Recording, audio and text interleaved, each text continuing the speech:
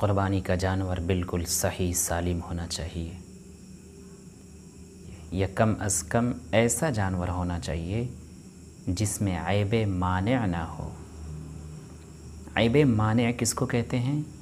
عیب مانع سے مراد وہ عیب ہے جس کے ہوتے ہوئے قربانی درست نہیں ہوتی ہے۔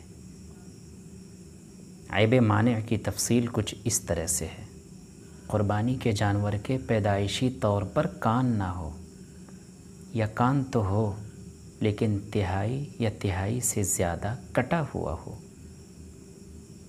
اگر اس طرح کا جانور ہے تو اس کی قربانی درست نہیں ہوگی۔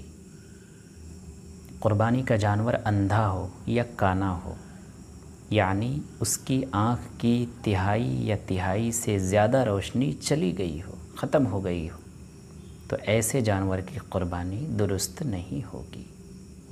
دم اگر تہائی یا تہائی سے زیادہ کٹی ہوئی ہو تو ایسے جانور کی قربانی درست نہیں ہوگی۔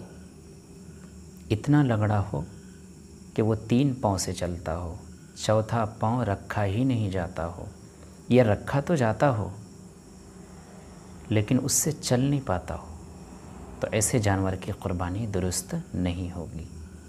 قربانی کا جانور اگر اتنا دبلا پتلا اور مریل قسم کا ہو کہ اس کی ہڈیوں میں گوشت نہ ہو تو پھر ایسے جانور کی قربانی بھی درست نہیں ہوگی۔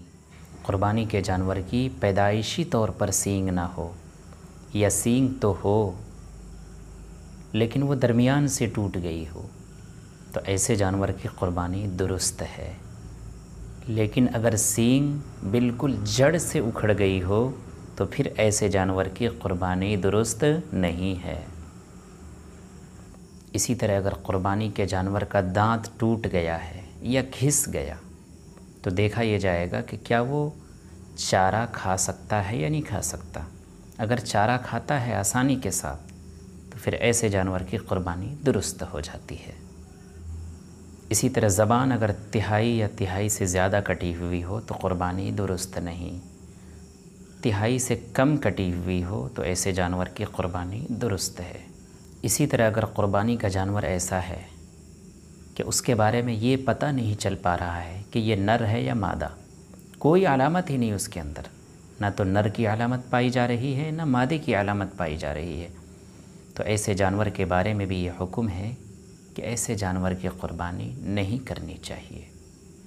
اسی طرح اگر قربانی کا جانور گابھن ہے تو ایسے جانور کی قربانی درست ہے، لیکن اگر بچہ دینے کا وقت بالکل قریب آ گیا ہے تو پھر ایسے جانور کی قربانی مکروہ ہے، ایسے جانور کی قربانی دینے سے بچنا چاہیے۔ اسی طرح اگر کسی جانور کو جنون اور مرگی کا دورہ پڑتا ہو تو جب تک وہ چارہ کھا رہا ہے، اپنی خوراک کھاتا ہے، تو اس کی قربانی درست اور جائز ہے۔ لیکن اگر جنون اور پاگل پن اور مرگی کی وجہ سے اس نے چارہ کھانا چھوڑ دیا ہے تو پھر ایسے جانور کی قربانی درست نہیں ہے۔ اسی طرح گائے کے تھنوں میں سے 2 تھن اور بکری کے تھنوں میں سے 1 تھن خراب ہو گیا ہو تو پھر ایسی گائے اور ایسی بکری کی قربانی جائز نہیں ہے۔ تو یہ تھوڑی سی تفصیل ہے قربانی کے جانور کے جائز ہونے اور نہ ہونے کی۔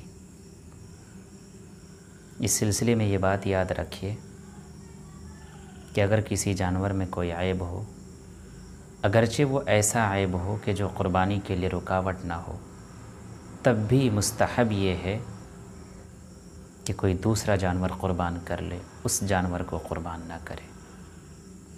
اللہ تعالی عمل کی توفیق نصیب فرمائے، آمین۔